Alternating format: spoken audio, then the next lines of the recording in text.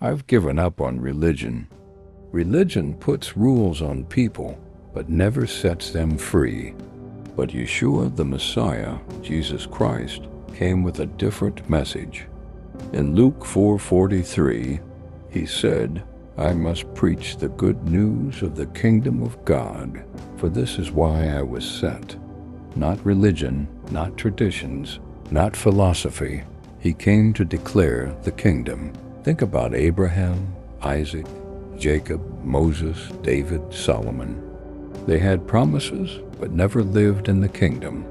Hebrews 11:13 says, "These all died in faith, not having received the things promised, but having seen them and greeted them from afar. They longed for what we can live in now."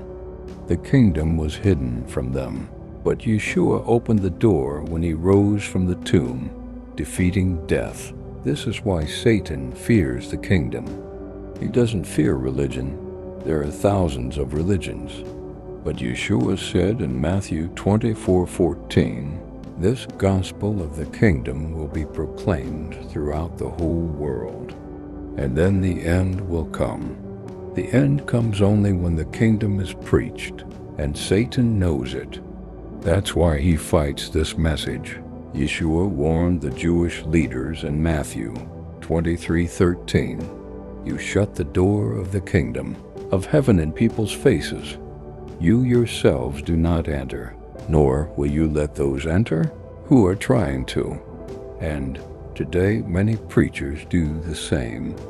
They preach prosperity, culture, or religion, but not the kingdom. Notice this. Yeshua only spoke the phrase "born again" once, in private with Nicodemus, John 3. He never preached that to the crowds. He never publicly declared his death to the multitudes. He told his disciples in secret, but to the crowds his only message was the kingdom. Every parable pointed to it. Every miracle revealed it. The disciples understood. Acts 1-3 says, Yeshua spent 40 days after the resurrection teaching them about the kingdom of God. And when they went out, that's what they preached. Acts 8:12 says Philip preached the good news of the kingdom. Acts 19-8 says Paul persuaded many about the kingdom. Acts 28-31 ends with Paul proclaiming the kingdom of God with boldness. From start to finish, the kingdom was their message. That's why they were killed. Rome didn't care about religion. But when the apostles said, "There is another king, Jesus," Acts 17-7, they declared a rival kingdom. That was treason. They died not for religion, but for proclaiming the kingdom. Yeshua warned us too. "If they persecuted me, they will persecute you also," John 15:20.